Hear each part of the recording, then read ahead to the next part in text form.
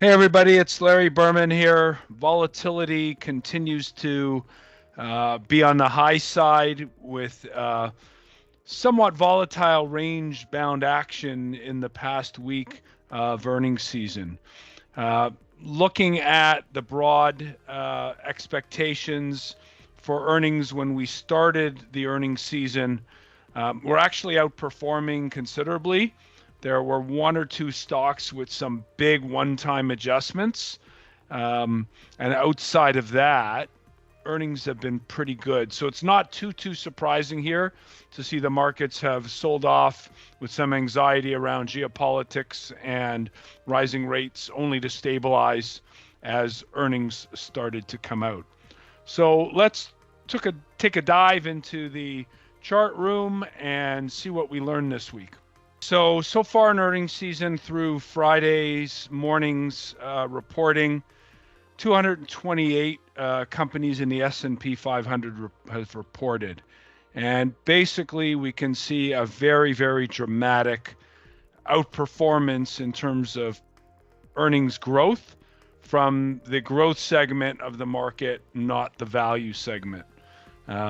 So this is an analysis done by Bloomberg and their BI stocks team. Um, Overall earnings growth so far for the quarter, what they do here is they say, what were the actuals already reported? What are the expectations for the 271 that have not reported? And that's kind of where we're at here. Beginning of earnings season, we were looking at something like 3.8. A week ago when we looked at this, it was down at 2.4, but we mentioned the anomaly of a couple of big names, really massaging the data. After this week's earnings, we can see that where things are coming from. So S&P 500 excluding financials. So they do these excluding certain sectors just to see some of the impacts. And you can clearly see that the earnings growth X technology or growth is actually pretty anemic.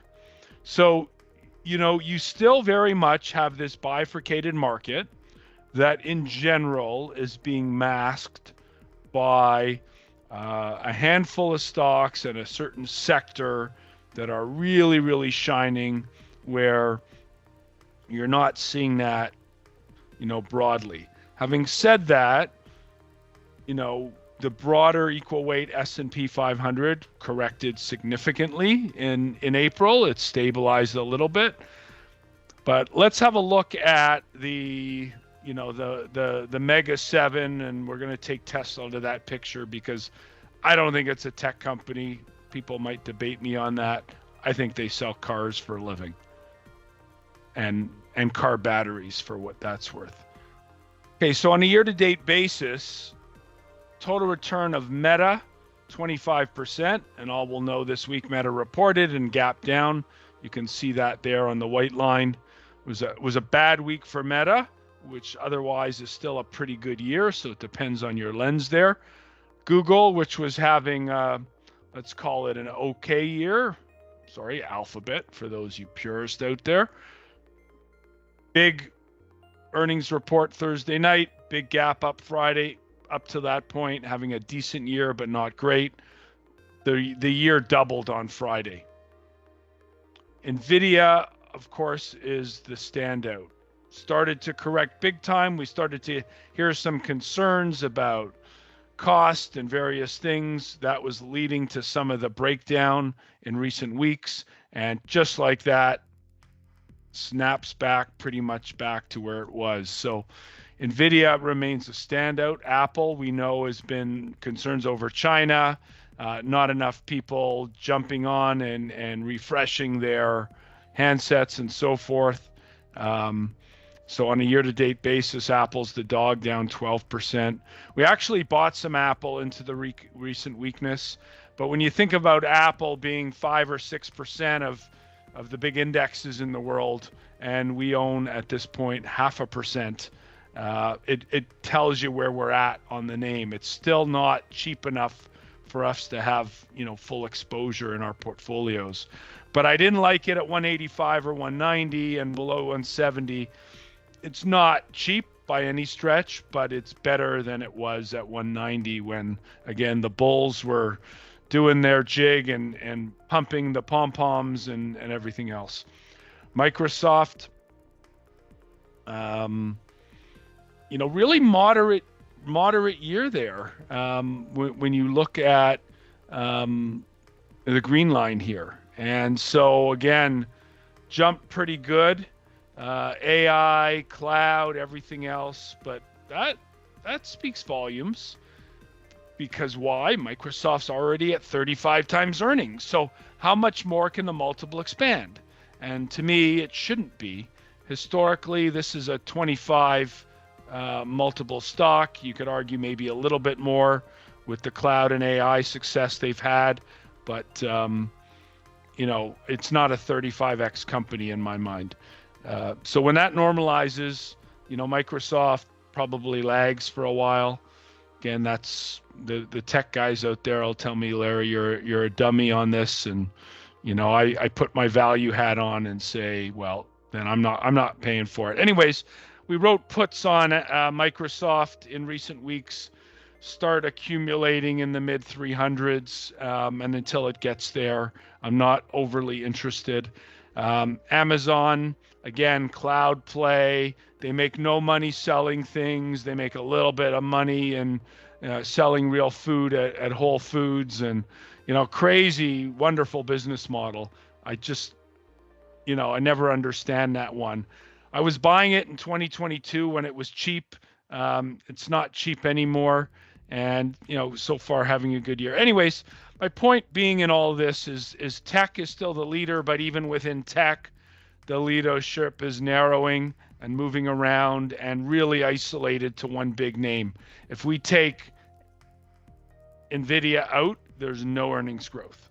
So NVIDIA reports coming up. This is another big week for earnings reports with Apple in particular, the big laggard in the group here. And it'll be interesting to see what Apple has to say. So looking at the volatility I talked about in markets, looking at the S&P 500, when the market broke a few weeks ago, when we noted it and commented on this structure here, and when we started to break through some of this support, and some of the leadership names like an NVIDIA was starting to break, remember we drew that trend line up a few weeks ago, and everything kind of broke through there. So we got our oversold condition. We commented a week or so ago that we expect a relief rally. Earnings were going to be good, at least until we get into the quarterly refunding announcement and the Fed meeting.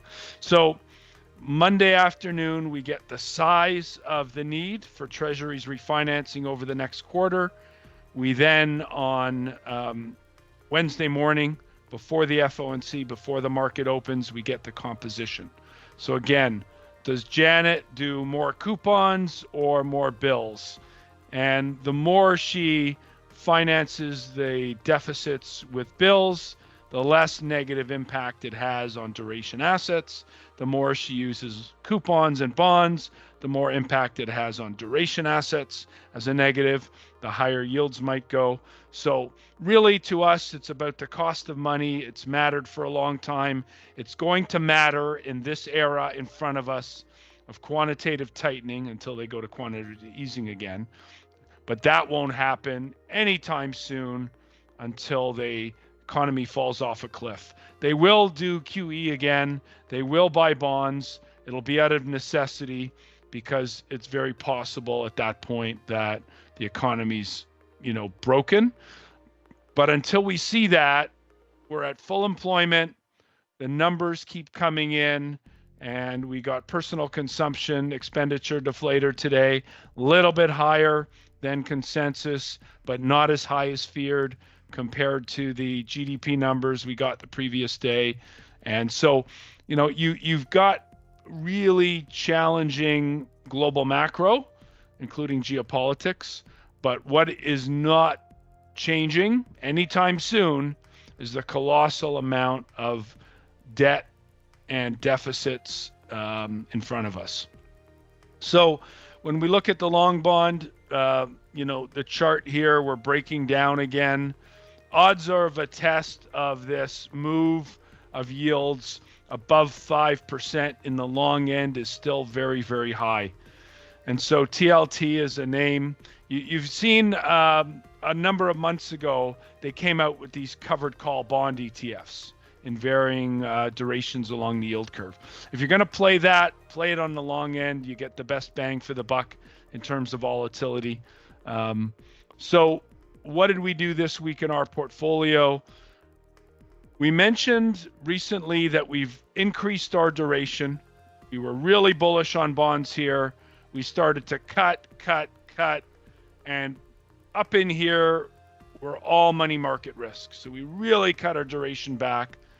And last week, we got back to index level. Why? Because the risk return of here, in terms of where interest rates are, here in terms of interest rates are, I think this range holds. I don't think it's going to break.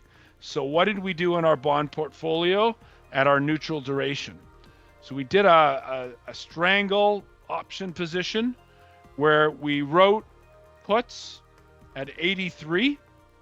So again, going back here to our TLT, we look at where this is here and we see 83. And I say, okay, over the next few months between now and the next quarterly refunding, I'm good getting max long bonds here. Okay. So I wrote those puts and I took in premium. Actually, this last trade here was me at 71 cents. And then what we did on the call side, if Janet chooses bills this time around, and there's a good chance she's going to do that, then we're going to get a rally in the bond market. Where are yields going to rally to? Again, let's look at where we broke down from a few months ago. Let's draw those lines across, and we come up with around 93. We took in 85 cents on the 93 calls out to July. So I've taken in 71 cents and 85 cents, and that would extend my duration from index, adding 2.5 years of duration. So extending it from where it is now, pretty close to my max, which would be 10 in terms of duration. And that if she does bills this week and we rally the other way, I'm going to start cutting duration when yields get below about 440 on the long end in the 30-year. So that's my setup right now for the next couple months and on the bond market, and we'll see what happens this week with the Fed. But I expect the Fed to be a little bit hawkish. As always during the presser, Powell might walk that back a little bit because that seems to be in his DNA, especially during political season here. And we'll see what happens in bond markets. But if Janet chooses more bonds to finance, then we'll have that impact ultimately as well. Markets are going to continue to have a lot of uncertainty around them. There are longer-term bullish structural trends like AI. We're paying an awful lot for that now, but it's not going away, and it's going to have more and more of an impact in terms of improving productivity and such. And so, bullish themes there, but if we get the cost of capital moving back above 5% in the 10-year and the long end, fair value multiple for equities probably needs to come down at least 2 multiple points from where we are now. So $230 in earnings expectations, 2 multiple points, 460 S&P points. Subtract that from where we went out of 100. You have the next zone of support somewhere in the 46 to 4,700 area. There's some technical support in the 4820 area from the old highs, from the Fibonacci levels. But I suspect, again, if yields are stressed, those levels break, we come down another notch. That's how you got to think about equities at this point. Anyways, have a great week, everyone.